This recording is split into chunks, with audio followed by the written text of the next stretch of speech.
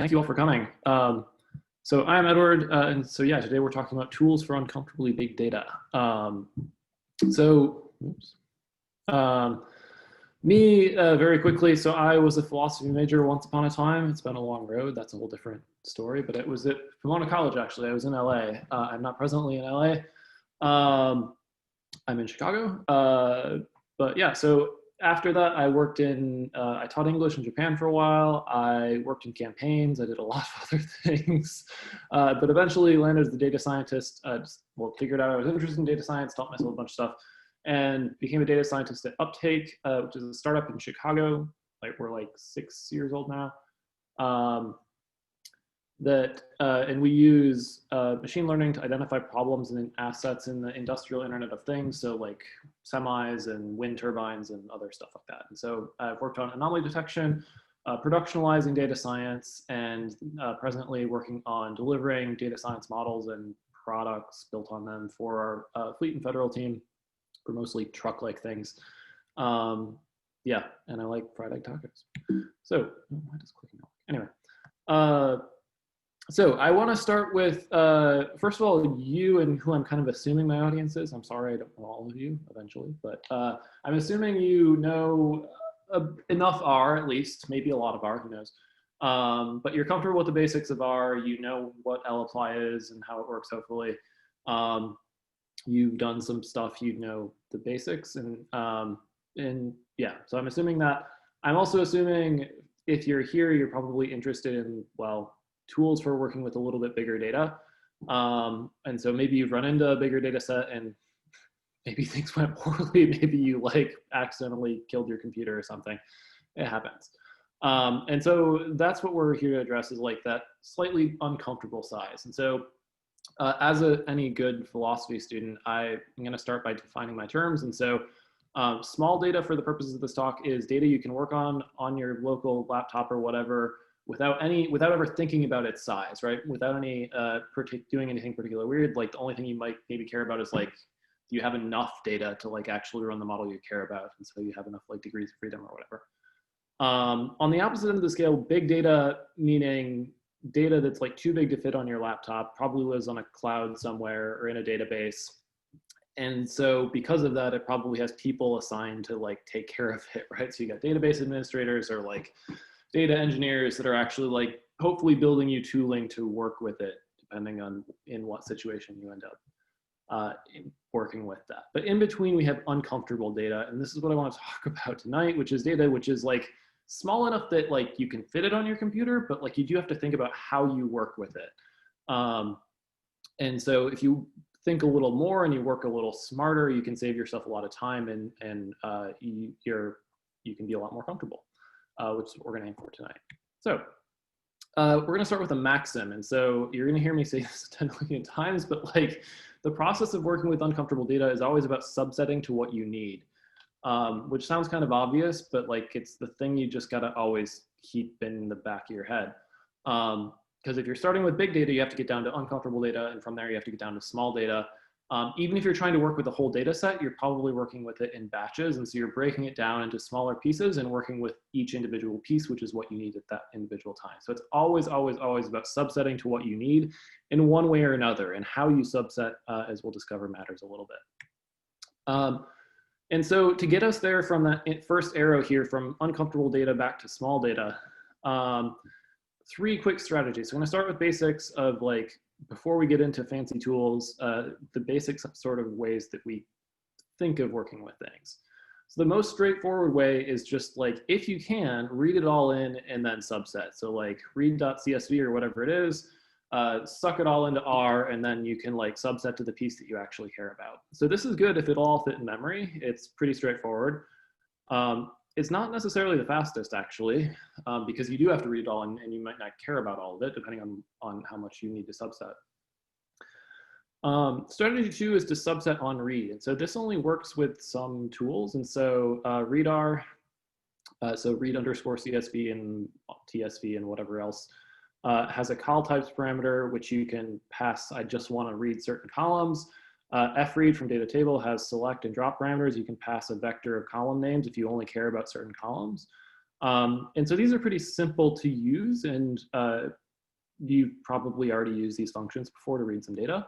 And so this is a good way to like, okay, this column or this CSV has like 4,000 columns, but I only care about 10 of them. Yeah, this is fantastic for something, a situation like that.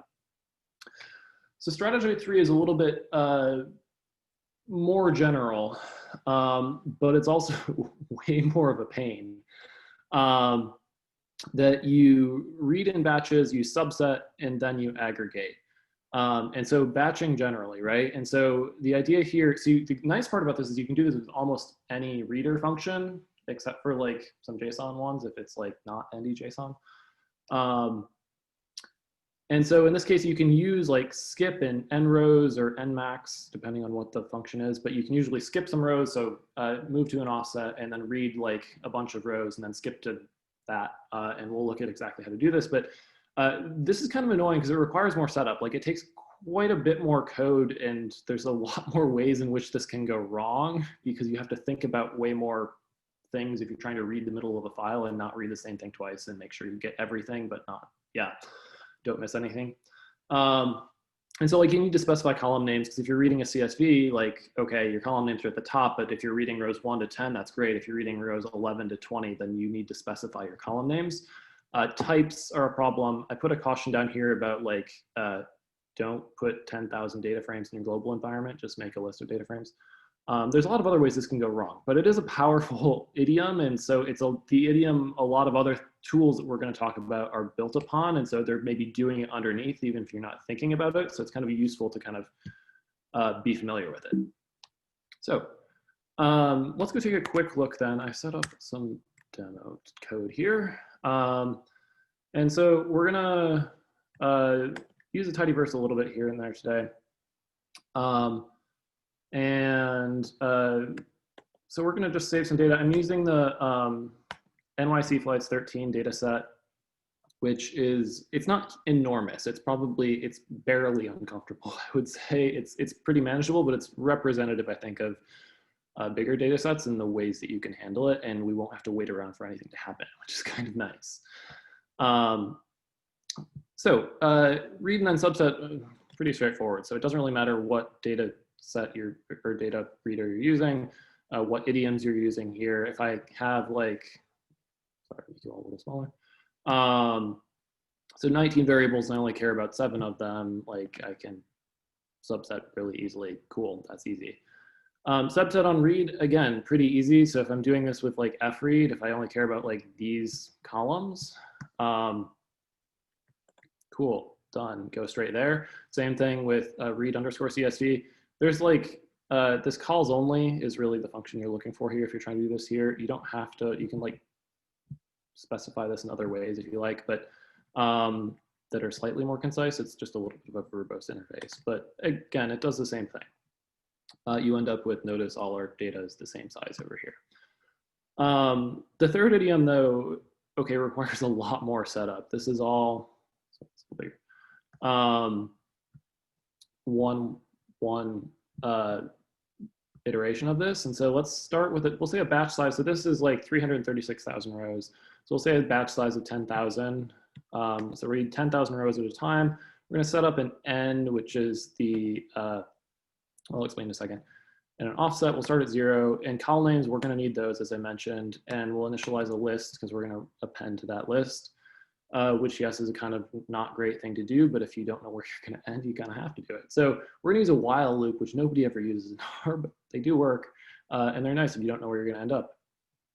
So we're going to say, so N is going to be the number of rows in that actually get read. And so we're going to use logging, which if you start batching is really, really useful. So message will just print a thing for you, or you can just use print or whatever. And we're going to read.csv. We'll do it all in base. Subset, and we're going to append this to the list, so the length +1, and then we'll only use those 7 columns. Then we'll increment, and so this is the n rows I mentioned is n, so if that should be 10,000, if there's more to the file, if it's less than that, that means you read everything.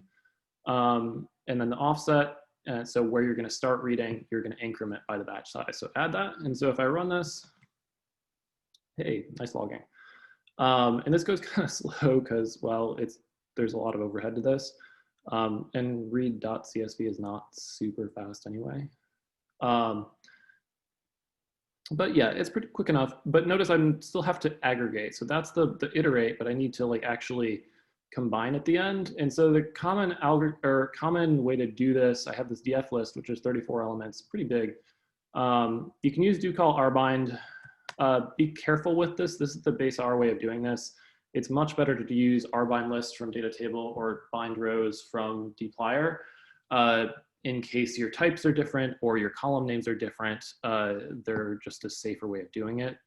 This will just fail kind of silently, but it does work if you know your data is correct, which in this particular use case, if we just save the data, we can be reasonably confident of that. And notice that like small 3b, it's in base, it's our third idiom here, gets us the same thing. It does work.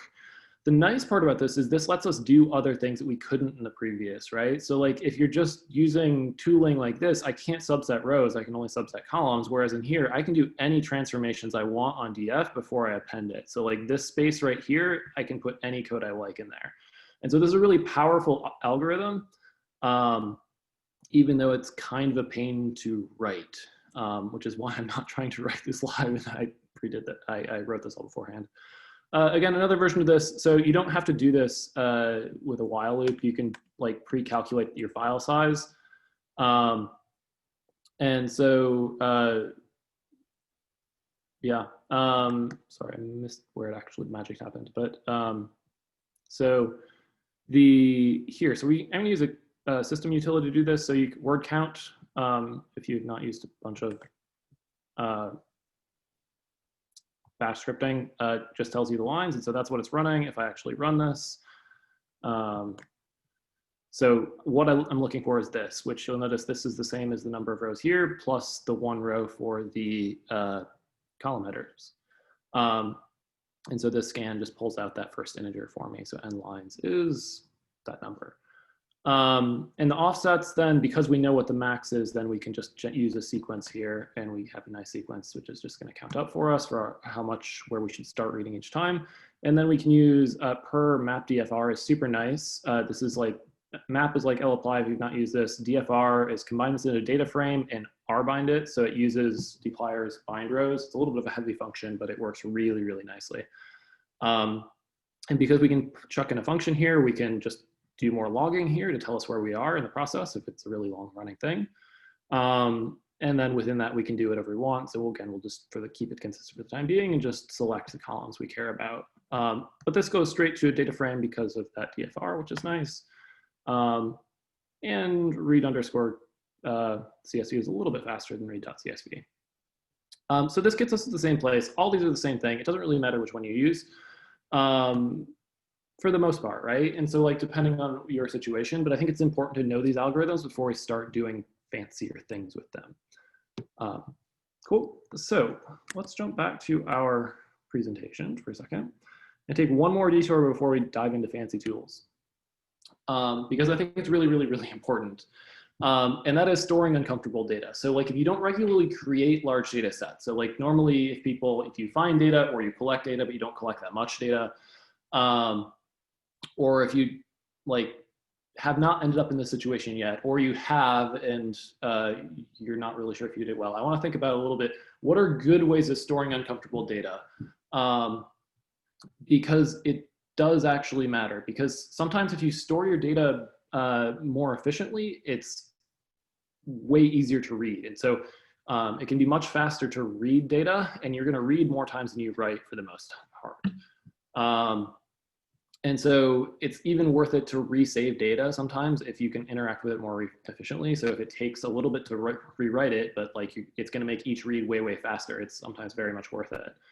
Other reasons to think that about why learning to save data a little bit more efficiently is worthwhile. You might want to save big intermediate data sources.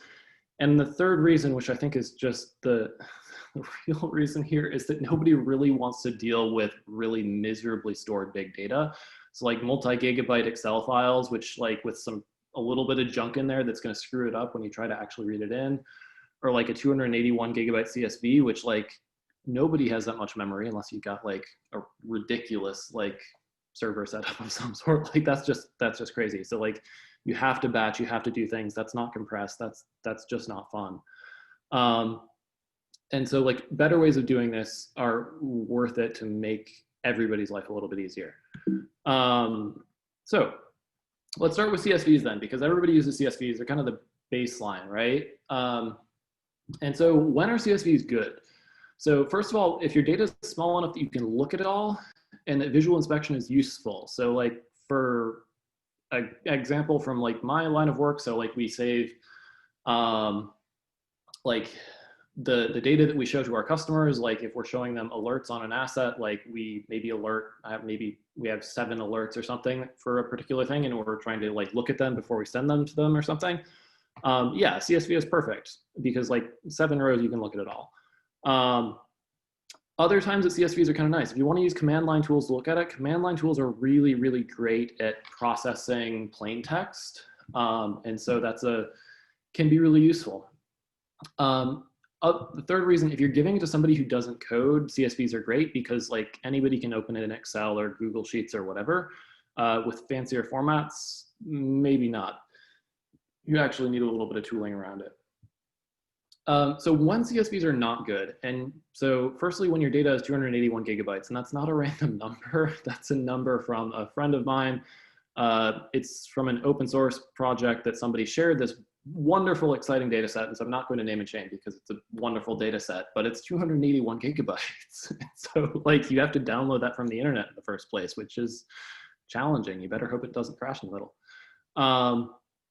So if you want to make sure that types are maintained, and so types as in like date times, right? If you have like POSIX CT date times, passing those through CSVs gets a little tricky.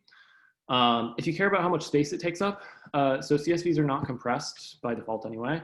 And they're not optimized. And so that 281 gigs can be quite a lot smaller if you compress it properly. And then lastly, if you want to subset it without reading the whole thing, and we'll look at why that is the case in a bit. So I want to look at an alternative, which maybe I'm a partisan here, but I think it's becoming kind of a new default, not necessarily supplanting CSVs, but it's kind of the default when your data gets a little bit bigger, at least for the time being, which is Apache Parquet. And so Parquet, if you have not used it, is a serialized compressed format. So it's like RDS if you use that. And so because it's serialized, because it's compressed, it takes up way less space than plain text like CSV. It's well supported by lots of languages, unlike RDS. RDS is an R-only thing. So you can read it in R, read and write in R, Python, C++, Java, Scala, whatever, plus lots of tools. Like if people are using Spark or something, you can definitely deal with Parquet. It also maintains types, so it takes care of your date times and integers, stay integers, and you don't flip back and forth between strings and integers. If you have like things coming and going, it's going to be consistent. If you give it to somebody, it will be exactly the same on their computer as yours. And then lastly, it's optimized so individual columns can be read without scanning the whole file. So reads are really fast, and we'll see some examples of this in a minute, but it's definitely read optimized for column subsetting and row subsetting in different ways. Has a bunch of other really cool tricks up its sleeve if you really want to read into it. So like it stores a little bit of summary statistics, so like maxes and mins for each column for a subset of rows and other cool stuff, which will make it really fast to work with such that you don't need to read the whole file a lot of the time. So what you actually need to know. So like it's a file format. You don't need to know everything about like how serialization and compression works, but the basics of how to actually use it in R. First of all, to read it, super simple. So there's a package called Arrow. You can install it from CRAN. So install.packages and then Arrow, and that's it. Read_Parquet works like pretty much every other reader function you've ever used. Has a call select, which works like the fread or read_CSV ones that we used before. So you can pass a vector of names or tidy selection if you like tidy selection. And then it also, so cool. So read Parquet, very simple, not a lot of options there. Write Parquet, a few more options, but mostly you can't go too wrong. for the most part. But if you really want to optimize, some of these might be worth playing with. Again, by and large, works the way you think it works. You pass it a data frame, you pass it a path, it saves stuff. Things that you might think about changing. So version, which defaults to 1.0 on all Arrow stuff. We'll talk more about Arrow in a bit, but 1.0, which is kind of old at this point. There is 2.0, which enables some cool stuff and has the possibility of making things faster. You can read about the difference on the Parquet website if you're interested. But 1.0 has broader support still to some extent. And so if you're worried about that, definitely 1.0 is the better way to go. If you're trying to optimize performance, 2.0 is worth looking into. Compression, so Parquet can support lots of different types of compression. You can read through the docs on that. I don't want to like do that for you. Default is Snappy. Snappy, if you've not encountered it before, I think it's written by Google. The point of Snappy is to get you to reasonably small sizes very, very fast, rather than get you to the smallest possible size and take a while longer. So it compresses, uncompresses really fast, which is a pretty good default for most of the time, honestly. So if you do want gzip or something else, there's some other cool ones if you're really into compression. You can also set compression level, which if you've ever used that in the read or save RDS or whatever, it works about the same way with, well, gzip's the same algorithm. And then the last thing that you might think about, which is a little bit different, is chunk size. So chunk size is the number of rows to put in a row group. Row groups, the way to think about row groups maybe is files within a file. And so I borrowed this diagram. Here's the source. There's a nice little post on row groups if you're interested. And so if this kind of gray box is the whole Parquet file, a row group is within that. It's a number of rows, say 10,000. And so within that, you have each column is stored separately. So it has all the values for column 1, then all the values for column 2, column 3, etc. And then you can break it into multiple row groups. And so you can have one row group, so the first 10,000 rows, the next 10,000 rows, and then like, say there's, I don't know, 500 rows after that or something. And so this is vaguely what your Parquet file will look like. In fact, it's a little bit more complicated than that, as you might expect, because I already told you about some other junk that they chuck in there. But optimizing chunk size can actually be kind of helpful if you're really trying to optimize for read. In particular, if you're saving really, really big files, if you use a little bit smaller row group, it allows for more parallelism, right? Because you can split your file, and so lots of things are already parallelized for working with Parquet files. And so it will split the file up by row group, and then it can operate on those row groups separately on different cores on your machine without you really thinking about it. And so that's one really nice side effect. Because it does that, it also reduces memory consumption if you're operating on it, that you don't have to hold the whole thing in memory at the same time. And it can also, in some cases, allow entire row groups to be skipped if you set things up right. And so if you're reading and you don't actually care about that row group, that's a very nice side effect of it. So if you're really trying to optimize, it's worth looking into. You might, by and large, the defaults will work, but these are certainly worth reading more into if you're trying to really work in this. So one more thing before we keep moving on onto some exciting tools. So when you're thinking about bigger data, you do need to think about one big file or lots of small files. And so the nice part about one big file is it allows you, it's a more familiar idiom, right? Everybody saved a single file before. And so it's a familiar idiom if the machine can handle it. And it's not necessarily just your machine, it's also like whoever else's machine is gonna end up on it, right? So if you've got a machine that can handle a 281 gigabyte CSV, well, congratulations, but not everybody's can. And so that's kind of what you need to think about, and not even just like somebody else's, but like maybe a VM or a server or something where it's like constrained by design, right? That it's only of a certain size. And so that you need to think about kind of where this is going to be handled when you're thinking about how big a file size is practical. So more smaller files are by and large less likely to blow out machines' resources, but there is some overhead to handling files in general. So like you don't want a file per like row or something, obviously. So again, if you can hit that nice happy medium, partitioning makes parallelization really easy. If you've broken your file down, you can handle separate files separately. And so you can I'm not going to go too much into like how to parallelize things in R, but there are some nice ways with like MCL apply is a very easy kind of way to do that batching algorithm that we did in parallel on your machine and handle a bunch of data really fast. And yeah, and tooling can actually make these as easy to handle as a single file. And so we will talk about that today. And that's really exciting that you can have like nicely organized data that is actually really easy to handle even though it's broken down. But before you break it down, you do want to think about your partitioning scheme. And so like, why are you breaking down the data the way you're breaking it down? And so like, what are the natural divisions within the data set that you have? And so if you have categoricals, a lot of times that's an easy way to think about it. Of each level of your categorical variable becomes a separate file. If they happen to be conveniently sized, which they may not be. So you might need to split by different variables.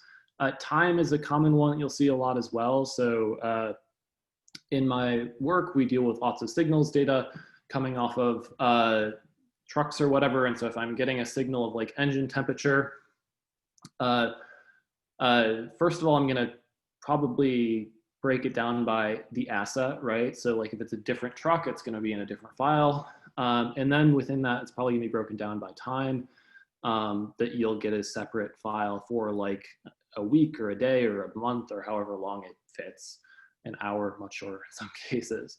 And so you'll see subsetting by time within files quite frequently for time series data anyway. But otherwise, you need to think about like, what is the reasonable way to do it? Sometimes there's not a perfect way to do this. And so you just go by, okay, rough size, right? And you do the best you can. But it is worth thinking about, especially if this is data which is going to be read many, many times. And so you do want to think about like, who's your user of this data set and like, how is it going to be read? And if that user is you, especially, like, that's what you want to optimize for. So let's do a quick demo. This I won't take too long because I know that saving data is just not as exciting, sorry, as fancy tools, but we will get there. So we're going to write this to a temp directory. I think I actually wrote it, but we'll do it again. So again, we're going to use that same flights data.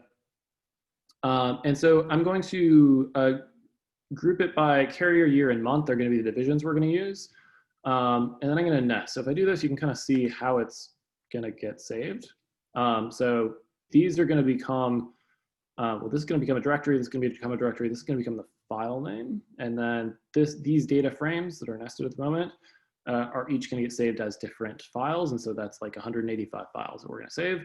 We're going to construct a file path here. And so I'm going to put this as the month we're going to stick in. We'll pad it with 0, so it'll be all pretty with sprintf, which is not really necessary, but you know, it's pretty. So this is the file path that we're going to use. And so these are all 4 different carriers here: year, month. These are all January, but different carriers, just the way things have to be sorted at the moment. And you can see these are all not necessarily the same size because of the way I partitioned it, and that is something to think about as well. And then we're just going to use pwalk to iterate. It's like lapply, but in parallel, kind of like do call map, I guess. And so what this is doing, yeah, creating a directory if it doesn't exist. And then we're just using arrow right Parquet, which I mentioned before. So dots is going to be 1 row of this. And so we're going to save dots.data, which is the data frame, 2 dots.file path, which is just this. And then we're going to set some parameters. So version, we're going to use 1.0 today. I believe Arrow Datasets works with 2.0. Drill, at least the version I'm running at the moment, does not. Chunk size, we'll set to 1,000 or 10,000 lines for kicks. I don't think you're going to see a big benefit from that, but yeah, and compression will keep it snappy. That is the default, but yeah. So if we run this, this will happen pretty quick.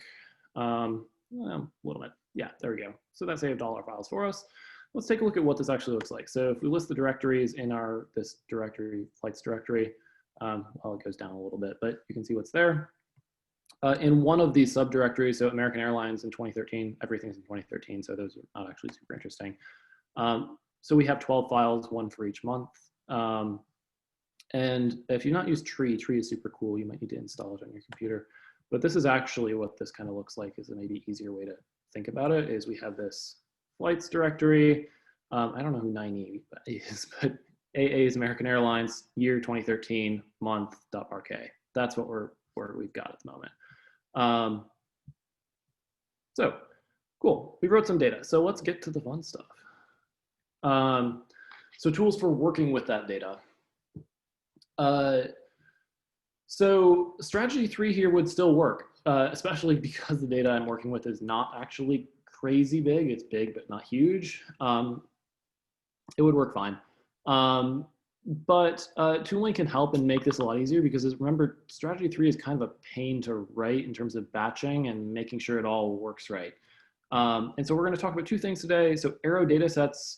So these two tools we're going to talk about, first of all, they're very, very non-exhaustive. There are lots of other tools around this, especially kind of things along the lines of Drill. There's Athena, there's Presto, there's lots of other things. They're all wonderful and good. Drill is just kind of convenient and there's nice tooling around it, which is why we're talking about it today, but lots of other good things. If you learn this, they will be kind of easy to learn as well.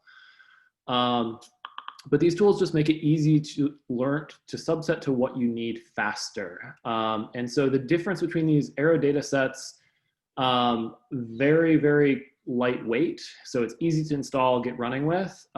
It's not super powerful, unfortunately. Drill is kind of the opposite. It's a little bit more work to get installed, get set up, but it's super, super powerful and can do a lot of things. And so you can query on disk data like it's SQL, right? Is where we're headed here. So let's get started. So Arrow then, to take a step back. So Apache Arrow is a large project. It's focused on standardizing how data is represented in memory on a computer. So I believe it's both rectangular data, definitely, and I believe hierarchical data as well. So Wes McKinney, I believe, is the guy who's running it, as far as I know. He's the guy who created Pandas and Python. And so the idea is if you standardize it in memory, then you can use the same piece of memory for in any language. And so you don't have to copy data. And so it's super efficient. So this enables all sorts of really cool things. Arrow datasets are a tiny little piece of this very big puzzle. And so that's what we're going to focus on today. They also, as you can see, support are the kind of avenue that we get access to Parquet and R and Python as well, although there's other options there. So datasets are relatively new compared to Arrow as a whole, and definitely compared to Parquet, which is pretty stable and well established.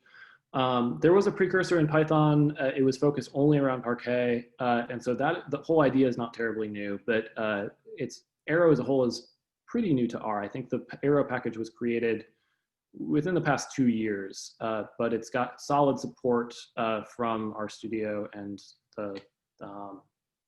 well, a lot of really serious maintainers, and so there's some support behind it. It's not going anywhere. So datasets, they may change, is what I'm saying here. They're still working on them. They're under development a little bit. I would not put any of your code around them too much and assume they won't change, but they shouldn't. They're fairly stable. They'll let you know if things change.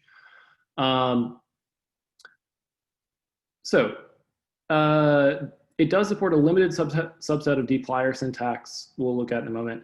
You can do it without dplyr, but it's honestly a lot harder to write that way. It's possible, but it's just not worth it from a mental sanity perspective.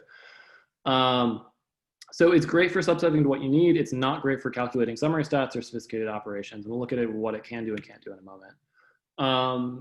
And so to open it or to create an Arrow dataset, it's super simple. You just Arrow and then open dataset is the function you're after. And so you pass that sources, which is a path to the directory of data files or individual file that you're trying to read.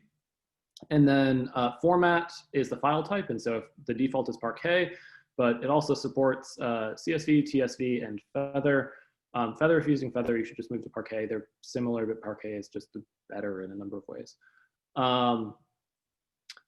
But yeah, CSVs certainly are everywhere, TSVs occasionally. And some other things as well. That's not exhaustive. The other parameter here, this is all well documented, so I won't bore you with the details, but partitioning is the other parameter which is useful here. And so this you can use to capture the directory structure within the source path as variables. And so I think that's kind of confusing, but if you look at an example, it makes sense. And so if I have a path like this, right? So I have a folder called 2020, a folder called 09, 22, and then a data.parquet file in there. And so I'm going to pass this first part, the 2020, 09, 22 as sources. And if I pass partitioning and I pass column names here, so year, month, day, it will turn these three things into variables in my data set, even though they're not actually in data.parquet. So it'll extract the information from the file name and make it part of your data set. So you can actually do stuff with it, which is very, very nice because a lot of data gets stored this way. There's other ways of doing that it can be set up as well. There's like Hive style if you like that, but that is kind of unnatural to people that have not used Hive, I would suggest. The dplyr syntax that you can use with it, if you've ever used dplyr before, it will all look familiar. If you have not used dplyr before, you can only use the most basic bits anyway, so it's pretty easy. So select for selecting columns, filter for selecting rows, rename for renaming things, and group by. Filter, though, you can only use with very, very simple conditions, like inequalities, basically, and a tiny bit more, but not much. And group by, I honestly can't figure out how you could use it productively. I mean, it works, but you can't, like, it has no effect. But this might get further developed in the future.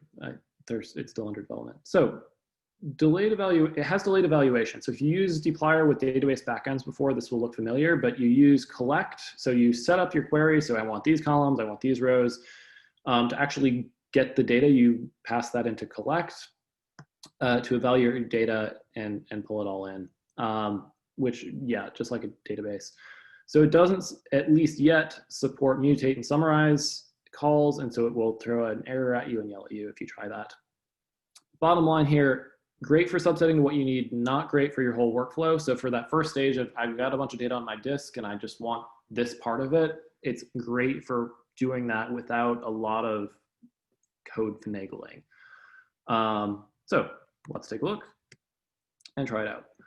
So we're going to use, well, we'll start with the CSV that we wrote. So it's a single CSV, the whole data set in there. And so we can specify that it's CSV, pass a path to it with arrow open data set. If we print this, it's a bit big. Let me expand this. So it prints kind of weird. It's not like a normal data frame. Excuse me, it tells us we have a single CSV in there, all of our columns, and types. These are arrow types, not R types, but you can kind of see how they'll translate that strings become character, integer, int64 becomes integer, etc., or int64. And timestamps are in here as well. And cool, if you can actually dive in, so if you do, so yeah, if I do that and just look at my completion, this is an R6 object if you've ever used R6, but there's a bunch of like parts of this, and so we can look at all the pieces of this. And so like, well, yeah, I'll do this. So files is the file, it just stores a reference to where your files are on disk. And so this is just a single one. Format is CSV. The number of columns is 19, which is correct for that file.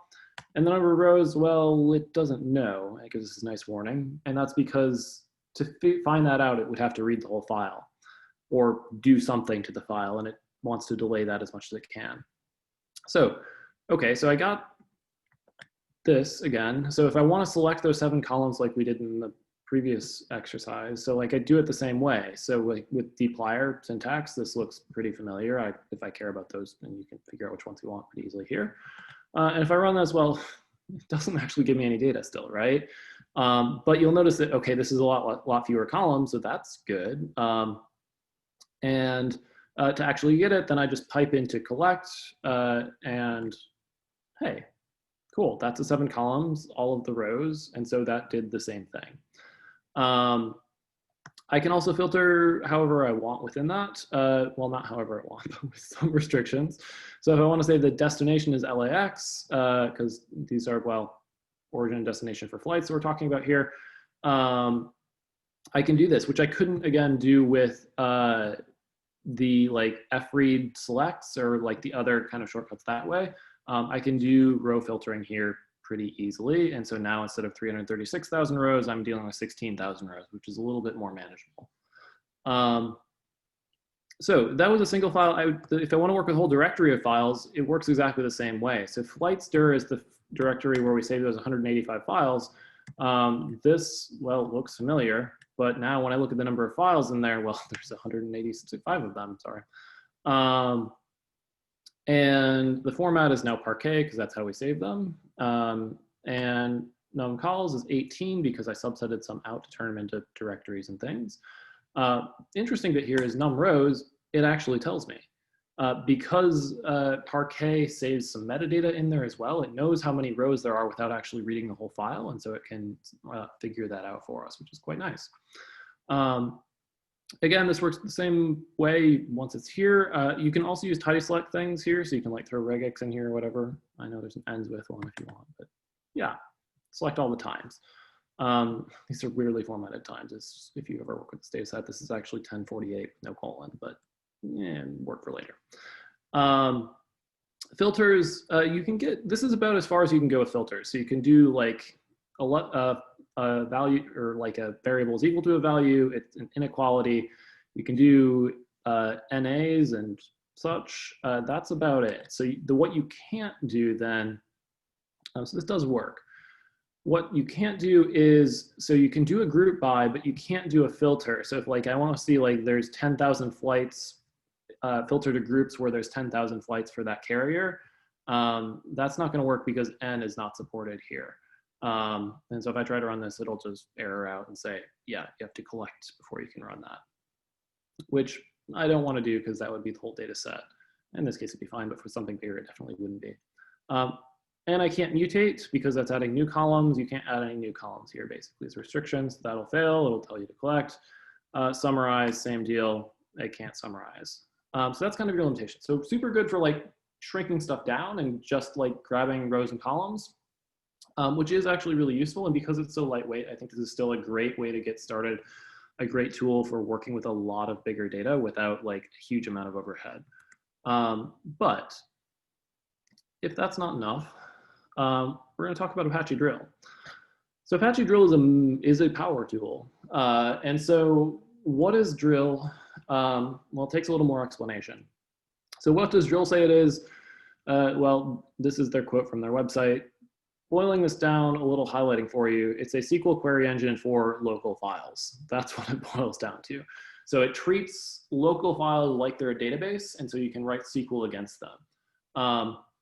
And so the files can be anywhere, including our hard drive, but also, as you'll see here, like Amazon S3 or Azure Blob Storage or Google Cloud or network attached storage, or like basically anywhere.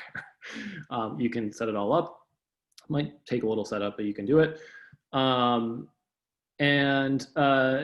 It supports lots of file formats, not everything, but quite a lot. So CSV, TSV, Parquet, JSON, it does really well with JSON actually. It can be a bit verbose to write the SQL for it, but it's surprisingly good. Excel files, image files, all sorts of weird stuff. And then the last thing, so instead of iterating, we're gonna use globbing. And so globbing, if you don't know what that is, if that just sounds like a strange word, that's like the stars you put in commands, in command line commands for bash or whatever. So like ls, if I wanna see all the CSV files in a directory, in the temp directory, that's globbing. And so that's how it works instead of listing out file names and such. So the basics then. Installation is a little more complicated here. We can't just install an R package because this is not by itself an R thing. So the way to do this is a package manager by and large. So if you're on, I'm on Mac OS, and so I use Homebrew. If you are on Mac OS, you probably should or do use Homebrew. I guess there's Mac ports or whatever if you want. You can just run brew install Apache Drill, and that will install Drill for you, which is nice. It does require Java 1.8. Homebrew will get that for you. If you're not on Mac OS, if you're on Linux, you have similar package managers which will work in similar ways. If you're on Windows, I've used Choco, which I probably has Apache Drill. I have not checked. Or yeah, there's other ways. There's Google, or there's blog posts certainly. Yeah, so the other thing I'll mention here is, so if you want to run Drill as a background service, you can use Zookeeper to do that. There's instructions here. This worked for me once upon a time. At the moment with Homebrew, at least, it's broken And with Zookeeper that's broken, it's not Drill that's broken. I think it's something's broken. But this can work if you can get your Zookeeper running properly. You can run it in Docker, and that will solve all your problems as well if you like. So that's an optional step anyway, though, as we will see. So to use R from Drill, or Drill from R, we're going to use the Sargent package, or Sargent.caffeinated. So Sargent is ODBC and REST actually as well, and caffeinated is JDBC because it's Java. Yeah, but that does require you get RJava working, which if you've ever encountered RJava can take a little bit of work, which is why it's a separate package. But it's there if you need it. It's a little more powerful. So to start Drill from the command line, after you run that brew install Drill, if you're or equivalent, whatever it is, you just run drill-embedded. And so there's other ways to start if you're not running the service. So like if you get that Zookeeper running, I'll start a little differently, but this is basically how you start it. And then that'll take you to a drill shell. And so the drill shell, from the drill shell, you can write SQL commands. And so, or SQL queries and some commands as well. And there's a web interface to it once you start it up, and we'll take a quick look at that. And from that, you can run queries, you can configure it if you want to like adjust things and administer it. If there's like a query that goes haywire and doesn't want to shut down, you can like kill it and do a lot of other stuff. So it's super cool. There's other ways to do that stuff as well if you like, but the web interface is quite nice. And it's just on localhost, and that will be whatever port you configure it with. That 8047, I believe, is just the default. Excuse me. So how does it work then?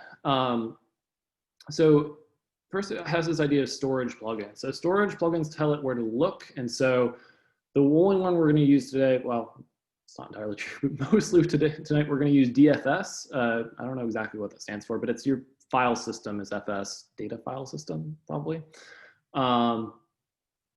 But there's other storage plugins that you can configure. So like there's one for Amazon S3 is S3 appropriately, and there's like Kafka ones and all sorts of ones. But DFS, if you're just working on your regular file system, is what you're always going to be using. And so those are storage plugins. Within storage plugins, you have workspaces.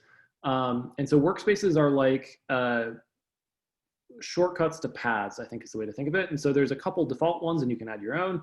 The default ones are root, which is the root of your drive, and then temp, which is your temp directory.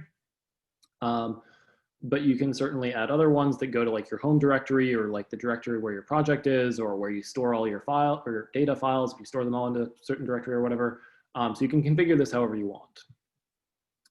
And so how all this fits together then is you pass this stuff to your the from clause of a SQL query.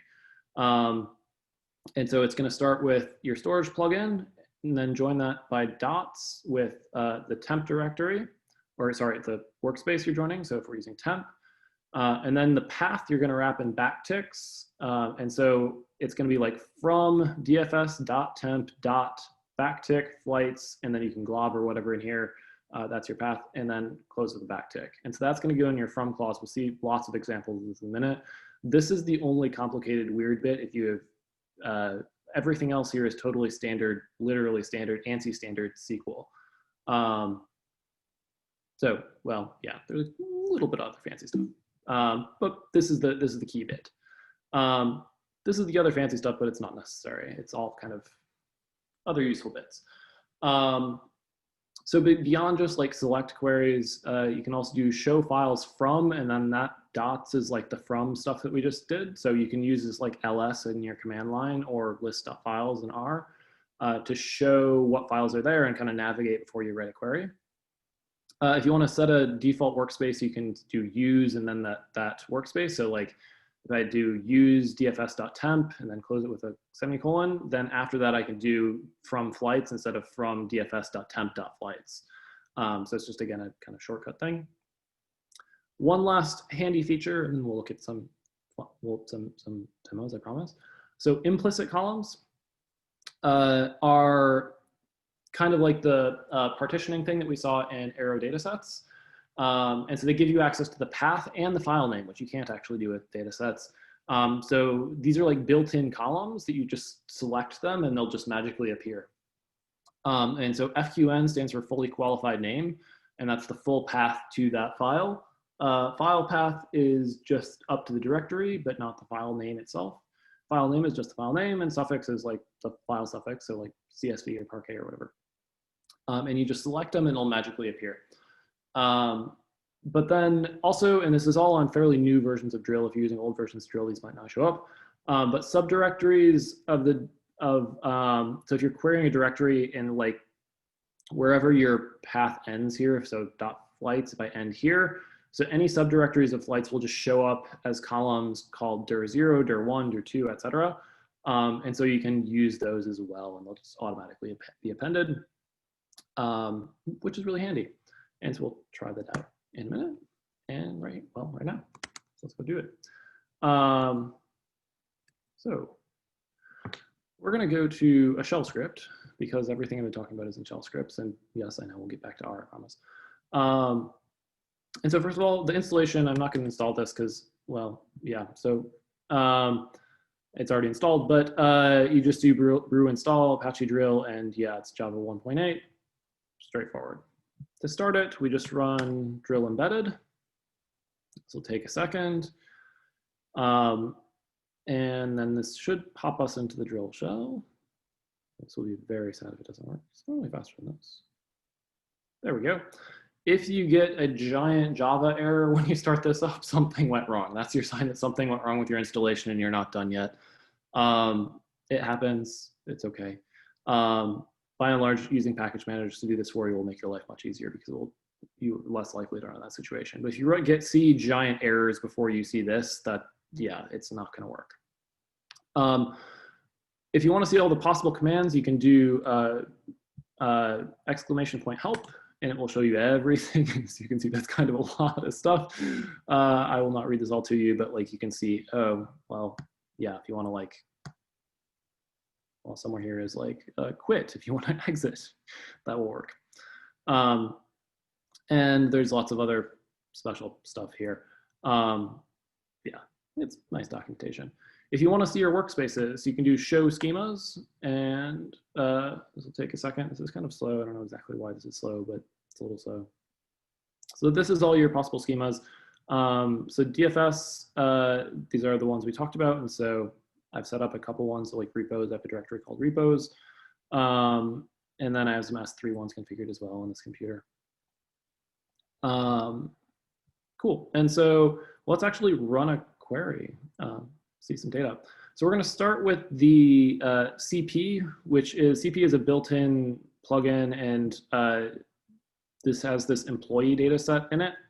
And so let's just run, this is like the most basic query you can run. This is like the hello world of Drill. Cool, and this looks silly because it's too wide for the screen, unfortunately, but yeah, it does actually work. And so let's go look at it in the web interface, and it'll look a little bit better. So let's actually go copy it before I forget. All right, so this is the web interface, and you'll notice this is running on localhost, so this is only on your computer. This is not on the internet anywhere. You can network it if you really work at it. And this gives you some details of like how much memory and such it's using, because this is all separate from R, and so it's using its own resources and managing its own memory and such that can all be set up. We have these tabs up here, and so query, you can run queries, SQL probably, there's other types, but if I just post that query in there, these are SQL comments, you've not seen those. If I submit this, the nice part about this is this will give me a nice, oh, how pretty, that it like doesn't go off my screen, it's all nicely formatted and such. And so you can go back and run more queries. And you can export this to CSVs or whatever. So other things here, so profiles. This is, if you wanna like kill things, kill long-running queries that are not going anywhere for some reason, or other things that are going wrong, you can go in here. It'll also give you some like how long things take to run. You can see that like show schemas took 5 seconds for some reason. There's some other junk in here like metrics and threads. I will not go into too much details. You can see the logs if something goes wrong. But the thing you do care about in here is the storage tab. And so this is where you can configure things. And so CP, we just ran some stuff against. DFS, we said, is the one we care about. And so if you go to, sorry, I just clicked on update here. So you can enable and disable if you have like a Kafka setup or something, you can, or Mongo or whatever, you can set things up. But update, excuse me. And so within this, it's just JSON, but it's just JSON, so you can edit it. And you can see, hey, here's our workspaces. And so there's temp, there's this repos one I've set up, and root. And so if you want to add another one, you can just like copy and paste. And so I'm just going to add another one for my like home directory. Oops. So home, and then we just put in a path here. So what's users, eBisel, that should be fine.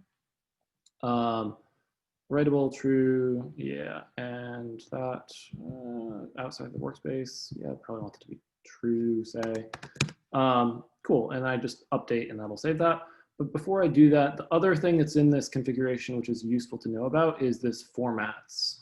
And this is file formats. You'll see like PSV for pipe separated values, CSV, and so you see the type, and then extensions. And so extensions is what it handles. And CSV, you'll notice, is nothing right now because I don't want it to handle it. I want it to be handled by CSVH. It's one of the weird things that Drill does.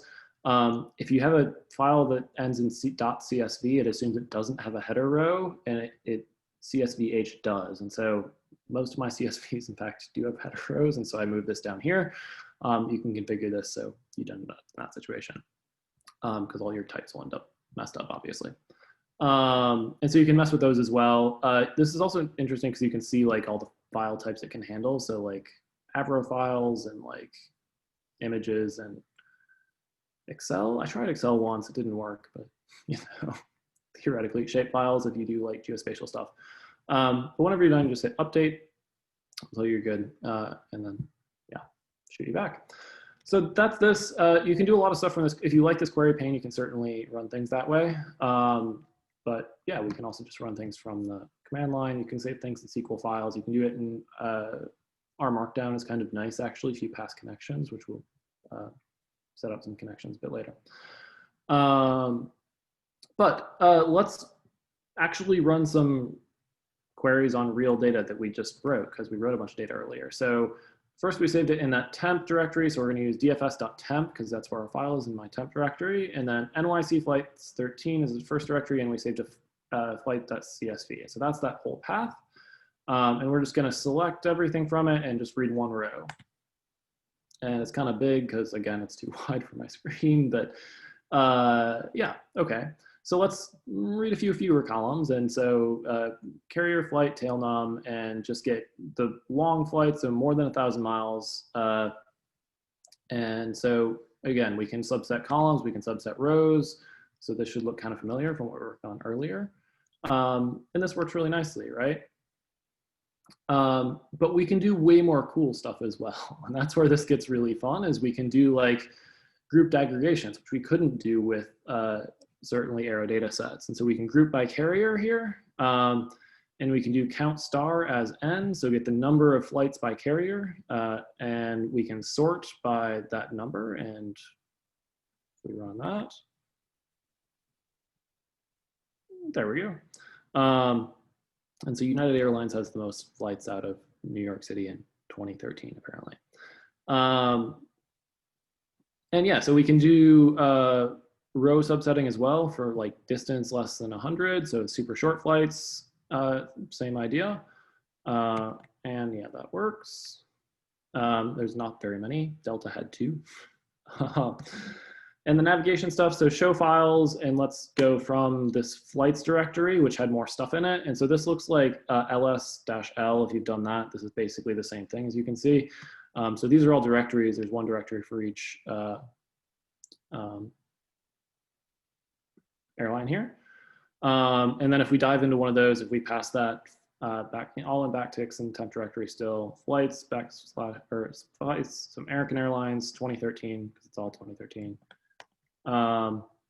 These are the actual Parquet files, and so you'll notice that is directory is true here and false here. So these are actual files. Cool. So let's actually do something more interesting. So let's run it on a whole directory of files. And to do that, we've got same thing, start with DFS because it's our file system, temp because we're using temp directory, and then flights directory, American Airlines, all the years, oh, there's only 2013 in there, and then all the files that end with Parquet, right? So star.parquet, all the Parquet files in there. And so if I run this, it doesn't look very exciting. It looks the same, but what it's actually doing is there's 12 Parquet files in there, and it's sucking all of them up and treating them as one big file that they all have the same schema in there. And so I don't actually need to do this fully delimited thing. If I can just like do flights/star and just get everything in there, assuming I don't have CSV and Parquet mixed or something, it'll suck it up. Or I even don't need to do that. I can just do flights and just leave it there, and it'll just grab everything in flights by default, which is probably what I want, at least in this case. So cool things. So if we want to get, so there's implicit columns I mentioned. So FQN, again, fully qualified name is your whole path, file name, suffix. And let's just do it from that flights, no / anything. And so we'll just look at the first 10 files is really what we're going to see because they're distinct files. And so these are sort of appended here, but really I'm only going to get them this time. It's going to take a second, but there we go. So you can kind of see what these actually look like in practice, right? So FQN is your full path, file name, suffix. That's that. Cool. So let's do some powerful stuff. So some stuff that we really couldn't do with any of our tools so far. And so this is the sort of stuff where even batching is not as useful necessarily, right? So because there's, so like, particularly for calculating summary stats, if you want to do those with a batching, like iterate across files or across things in that way, if you're going to calculate, say, like the mean across columns, that means you need to like do a weighted mean across like how many rows and what was the mean for those rows and like aggregate everything. And it's a lot more work than just calculating a mean by itself. But we don't have to think about that here, right? We can just do average. So this is SQL mean. And then we'll round it to 2 decimal points. And we'll save that as, or assign that as mean departure delay and arrival delay. We'll do both. And then we'll get how many flights there are. And we'll get dir0 here as our carrier. Let me just actually run, well, we'll run the whole thing. Well, let's actually just run, I'll just write it. So I can do, it also does not care about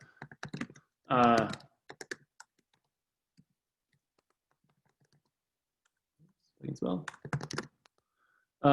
It does not care about capitalization. Sorry, I can't write and talk. So dir0, dir1 here look like 9E, that's an airline code, and dir1 is our year, that's our second subdirectory.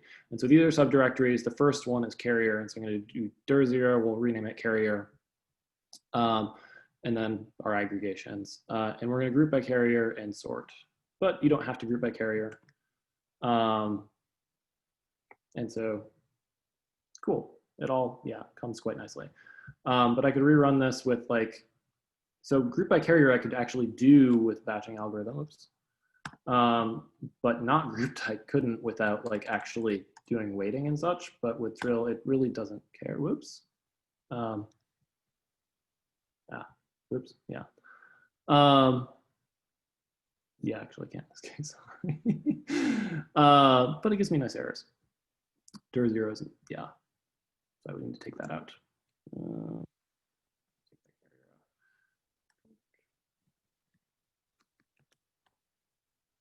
There we go.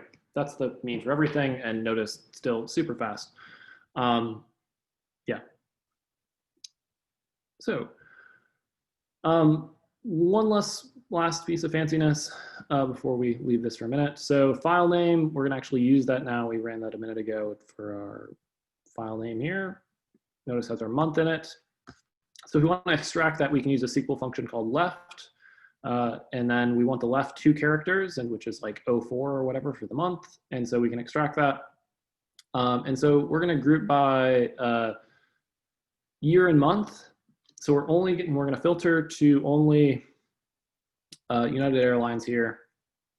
and try to figure out what's the arrival delay, mean arrival delay for United Airlines and how many flights that they have per month. And so were they more on time in certain months than others or not? And let's run it and see what happens. And hey, it seems like, yeah, the summer was not so great in terms of delays. So like July and August were pretty bad. December was bad, but then winter didn't seem to really have an effect on them in terms of snow or whatever. So yeah, so not sure what's going on in 2019 or 2013, excuse me. To quit, I'm not going to quit now because I need to be running later, but yeah, just run exclamation point quit, and that's drill. So at this point, probably at some point, you've asked yourself, well, yeah, you thought this was a talk about R, and so why are we talking about SQL and things? And that's because inevitably, when you start talking about big data, you end up using SQL. But you can use this from R, and so that's the next step. But I think it's really important to kind of understand what's going on behind it, because like even if you're going to write it in R, you sometimes need to think about how it's being handled behind the scenes. And so the way that we do this is with the Sargent package written by Bob Brutus. And so it defines a DBI interface and dbplier backend for drill. And so we'll look at what those mean in a minute. But it's got a lot of other really cool stuff in it as well. You can run drill just in a Docker container with drill up. So if you're on like Windows, but you do have Docker, this is maybe a nice way to do it if you can't figure out the package manager stuff. Has both ODBC and REST interfaces. ODBC is like if you've used there's a lot of DBI, ODBC sort of stuff for drill. JDBC, their drill maintains their JDBC JS Java in this case. Is Open Database Connector or something. JDBC, they maintain their JDBC interface a little bit better than their ODBC one. So Sargent.caffeinated is sometimes a little bit more robust if you run into problems, especially when they're related to size. You may want to try out Sargent.caffeinated, but you do have to get our Java running.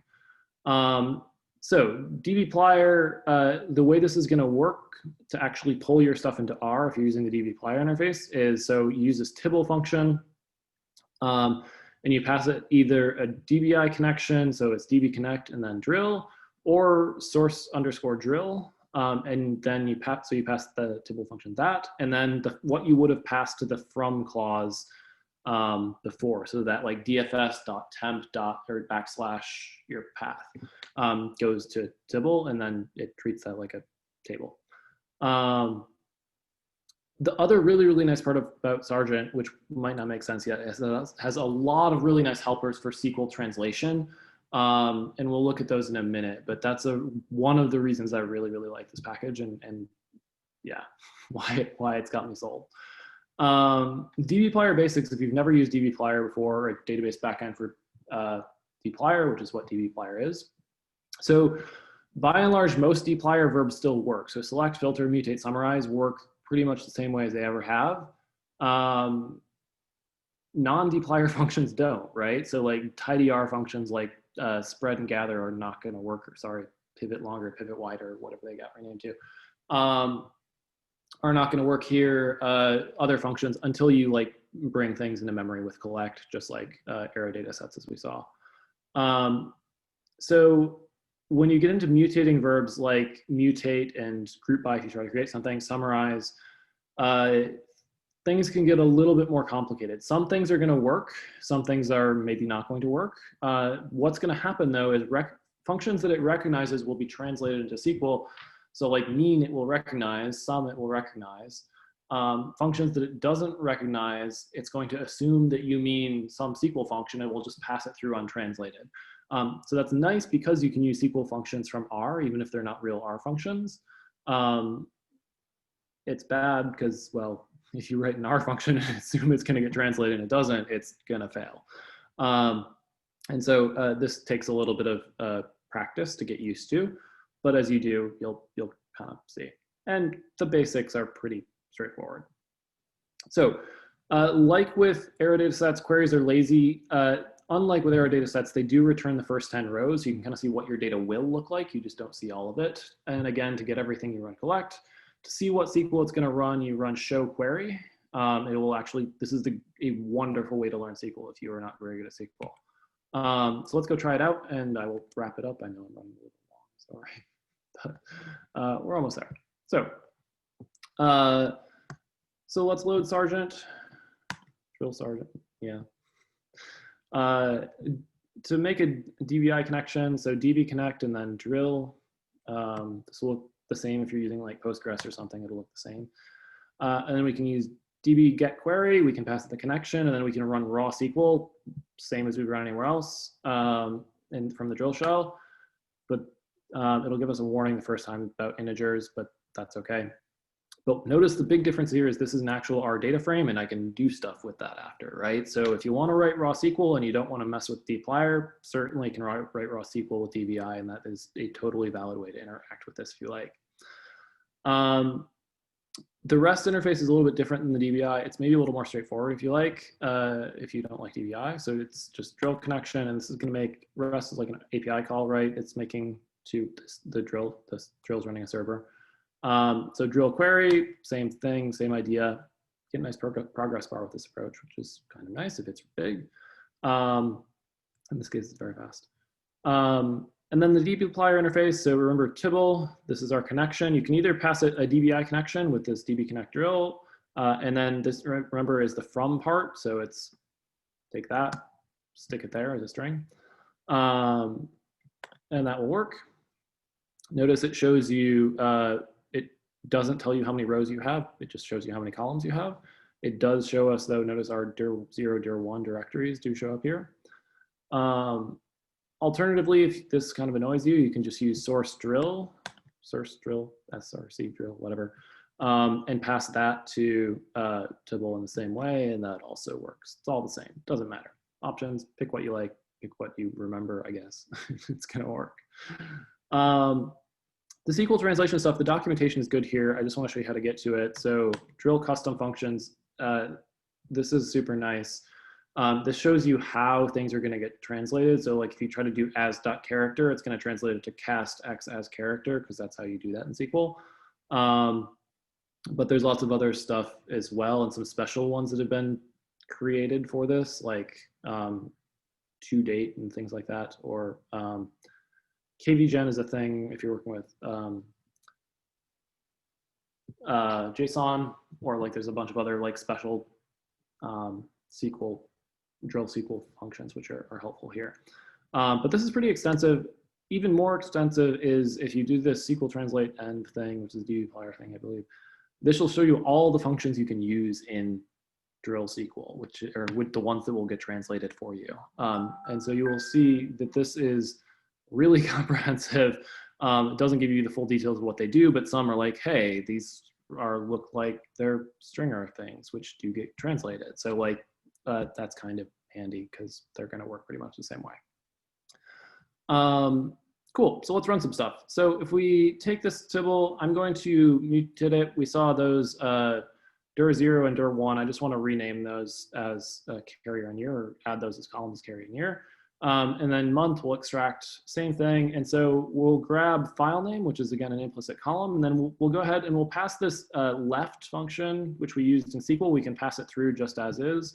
You can do it in all caps, so you can kind of tell the difference between SQL and R functions.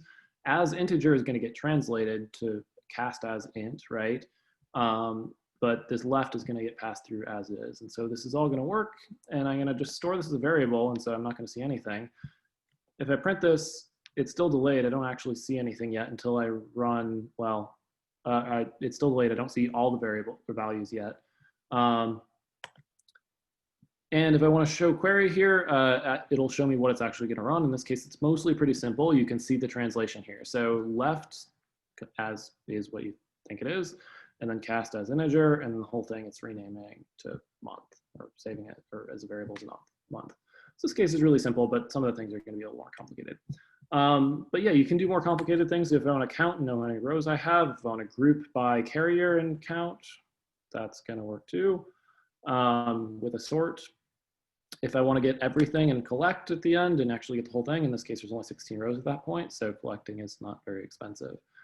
And we can run complicated things as well. So let's do something actually interesting. So let's filter to destinations in LA area airports. Let's group by carrier, origin and destination, and then calculate. So these are all flights from New York. So let's figure out what's the mean arrival delay, standard deviation of it, and the max, and then how many flights there are. And this is all grouped by carrier. So we'll be able to see what flights from what origin destination on what carrier tend to be most on time or late. And so we'll see by mean arrival delay, because that's probably the one that's really going to tell us anything interesting. Cool. And it'll throw a warning the first time just about how mean treats NAs in SQL, which is fine. So, hey, so like we can see mean arrival delay. Oh, that's pretty nice. It actually arrives early most of the time on United Airlines. I think that's Newark. I don't know if I want to fly to Newark. So if I want to fly to LA or JFK to LAX, it seems like Delta in 2013 was the airline, I think. Yeah, so this is how it works. It's super powerful. You can take it super far. At some point, though, I think it's super good for subsetting and then for calculating summary stats and figuring out kind of quick queries like this. It's not necessarily worth it to figure out crazy complicated things and getting into SQL types and such, because you'll just drive yourself a little bit crazy. At some point, bring your data into R, work with it the way you're comfortable with. But definitely a powerful tool for working with these things. So I linked these. I put lots of links here. I shared the slides in the chat earlier. Lots of things here. Drill documentation is great. They have a great SQL reference if you're trying to get up to speed. Sargent, Bob Rudis wrote lots of wonderful stuff, and the websites for those are great, as well as he wrote a Git book, which I think is the best place to start for this whole process if you're trying to learn how to use drill in R. dbPlier has great vignettes, which I very much recommend if you're trying to get up to speed with kind of how it all fits together. And then with Arrow is a big subject, it goes far beyond what we talked about tonight.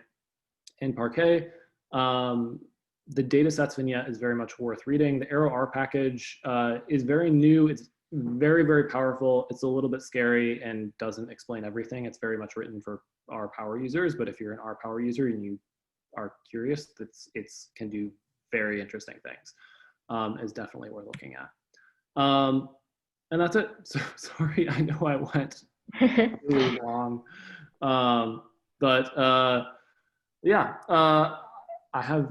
if people have questions, if people are still here. 28 people are still here, so. I apologize for going so crazy long, but.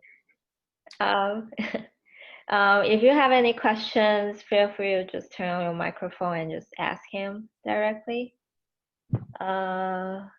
Yeah, I had something. Thank you, Edward, for the great talk. There's a lot of information, and that was pretty useful. I know I found that useful.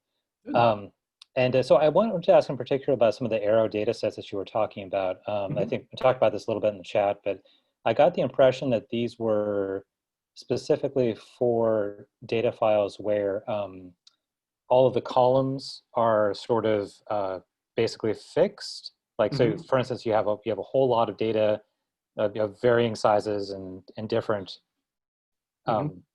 different lengths in various subdirectories, but they all have the same basic column structure. Is that Right. correct? Yes. Okay. So yeah, you do have to have kind of a fixed schema within those.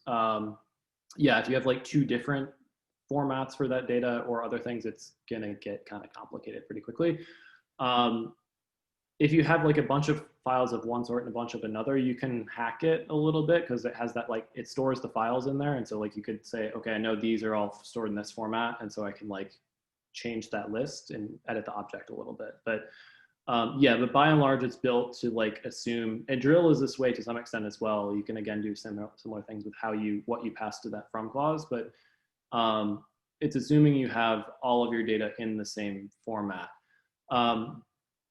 I don't know about Arrow data sets, but drill at least is pretty good about if you have missing columns, sometimes they're okay with that at least. That it'll like if it like your second column is missing, it'll like line it up with like your third through whatever column will get lined up. but by and large, if you have like totally different schemas or something, you're gonna have problems.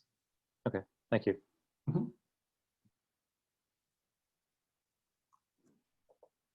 Hey, I had a quick question. You were showing that schema overview thing. So can you have multiple schemas in the same workspace? Or do they need to be like have completely separate workspaces for each of these kind of setups? So let's just go pull it up. So your storage plugins, so schemas are not exactly a thing it's show schemas as the command, but like it's not exactly a thing in Drill. They have storage plugins, which is like the top level, like DFS or S3 or whatever. And then, yeah, your workspaces within this are specific to this workspace. So like if I have a temp workspace within this here, or like a root or whatever, that's only within DFS. If I have a separate one like S3, like I can have different buckets and whatever here. But that is like a similar setup within that. And then what was that show schemas command that you showed at some point? Yeah, that's up top. So yeah, show schemas just shows you what your workspaces are. It shows you all. So notice this is like DFS and S3 and everything. This is showing like, but it's showing you DFS.home and DFS.repos and like the whole, not just the workspace. So these are workspaces.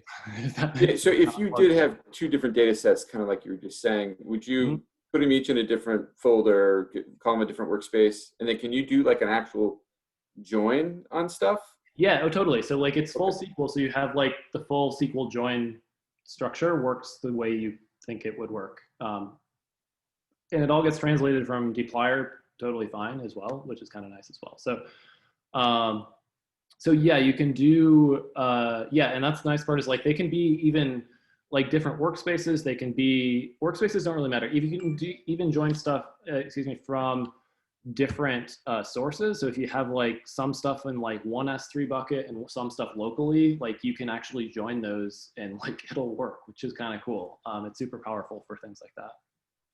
Cool, thanks. Mm-hmm.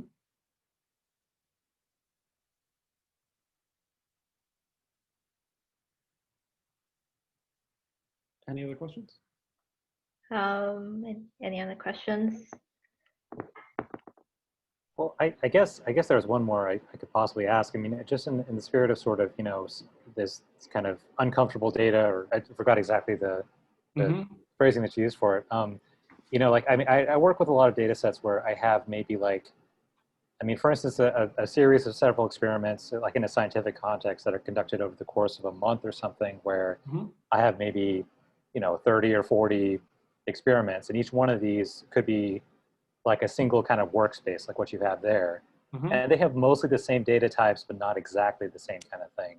Yeah. And, one thing that I have been thinking might be useful for me is a way of kind of hierarchically arranging all of these, into some sort of single object that wouldn't necessarily exist in memory, but I could kind of call together. I mean, do you know of a good way to do that, or a good sort of application for doing that? That's a good question. So this is a problem I feel like a lot of people have thought about. I think lots of companies have kind of thought about like how to store metadata for data sets in effective ways. I don't know that there's a super clear, obvious answer. I think a lot of them are kind of particular to the situation. But I do think there was a really nice, I think naming is a big part of it, as simple as it sounds, just like naming things, because like if you're using Drill or whatever, like you can do globbing. And so if you name with a consistent prefix or suffix, or like all within a certain file structure in a consistent way, you can use globbing or whatever to always pull stuff out really easily. And so I know Jenny Bryan wrote a bunch of nice stuff on naming things back in the day, which there's some classic PowerPoint somewhere on the slide, somewhere on the internet. And then Emily, what's Emily's last name? Reader wrote a nice thing on naming columns maybe a couple weeks ago, which was kind of like similar ideas of systematizing. Sure. And like, I think that's the key, is like systematizing column names and then systematizing your data sets as much as you can. The other thing, and this goes well beyond the scope of kind of what we're talking about tonight, but like, I think pulling in some of the ideas from database management can be handy for this as well. And so like the idea of denormalization. And so you like, sometimes you have like extra information, but it's always like in certain categories. And so you can store those extra categories in a separate table, which you can join in if you need, and you just store a key if that key is filled in. So maybe it's NA most of the time, and that's fine. And so if you have like kind of data that you need to attach sometimes, that's a nice kind of condensed way to store it. Okay. Yeah. That's... Yeah, like there's some other ideas like that, but like, yeah, it does depend so much on the situation. Like I don't have a great generalized answer. Sorry. Right. Well, I liked your, I mean, the command to, you know, if you have a bunch of things in subdirectories, to sort of, you know, wrap that all up into a hierarchy. It's an example of that. So, yeah. Hey, Edward, really great talk, and thank you very much, and excellent examples, etc. So just want to say thank you. And a quick follow-on question as well, and that is, are these tools that you use every day, or are some of the tools that you use every day slightly different? I just was curious. It's a good question. I don't use these tools every day. I do use these tools now and then, I would say. Frankly, a lot of the data I work with is just not big enough that I need it. Plus at my company, we've got like some of our architectures in Python. So like we've already written things in Python and like Dask or other tools to like handle kind of similar problems in different ways. And so I don't do it all the time. I do find myself breaking out Drill in particular a lot when I get, when I'm doing EDA on really big data sets, which I don't do all the time, but I do sometimes. And so like if we get a new customer and we've got like a year's worth of historical data from them, which is like gigabytes worth of data, Drill is really handy for like just diving in and like pulling out or kind of getting a sense of what's where and like what's normal, and breaking things down. If you need to chop things apart or like subset, it's really helpful for rearranging that way too. So for like the kind of, it's my tool for like light data engineering, I would say. And I'm definitely not a data engineer, but I feel like if you're a data scientist, sooner or later you end up doing a little data engineering, and that's how I use it. So not every day, but